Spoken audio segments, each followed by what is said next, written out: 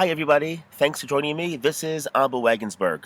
We find a fascinating thing with at least three of the personalities in our Torah, with Avraham, Yaakov, and Moshe.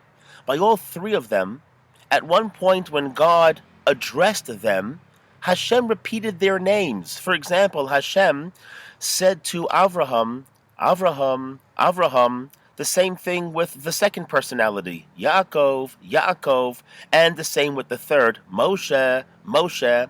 Now we have no indication that these people were hard of hearing. Why would Hashem have to repeat their names?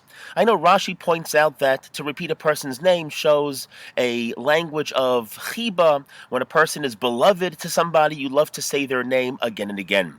But perhaps there's another lesson as well. Hashem has a vision for every single one of us, what we could achieve and accomplish in the span of our lifetime.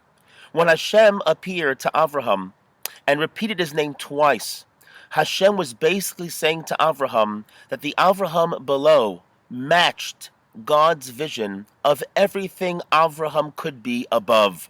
The same thing by Yaakov and the same thing with Moshe.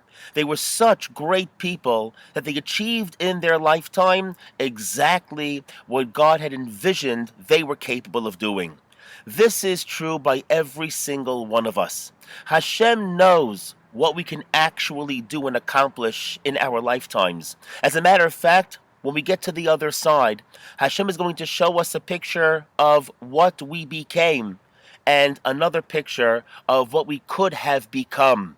And if the two pictures are not actually the same, it might be a cause for a bit of pain, but if they do match, imagine the incredible feeling of accomplishment to know that we've done with our lifetime what it was, the purpose was that it was given to us for.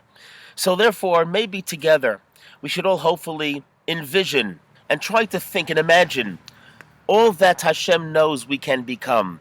The most important thing is just to try our best every single day. In the Torah, for example, sometimes it mentions Moshe before Aharon, and at other times Aharon before Moshe. Rashi says it comes to teach us that they were actually equal. Although that's what Rashi says, we could ask, although Aharon was great and he was the high priest, but how can we say that Aharon was Moshe Rabbeinu's equal? By Moshe Rabbeinu it says he was the greatest of prophets, the greatest in humility, things that aren't said by anybody else. But he comes to teach us that as far as God is concerned, they were equal, because Moshe maybe had a greater potential and fulfilled it. Aharon may have had slightly lower of a potential, but fulfilled his potential. In God's eyes, they were one and the same. And the truth is, it's true by every single one of us. As long as each and every one of us tries to do our best, then we are on the level of Moshe and Aharon in God's eyes, and that's all that really matters. So together, everybody, let's try and live out this day and this week and the rest of our lives, just trying our best so that one day ourselves below will match God's vision for us above, and when God reveals himself to this world, we'll see that the two pictures actually match. It will be a time that will call for tremendous rejoicing and celebration. Thanks for joining me. This has been Rabbi Wagensberg.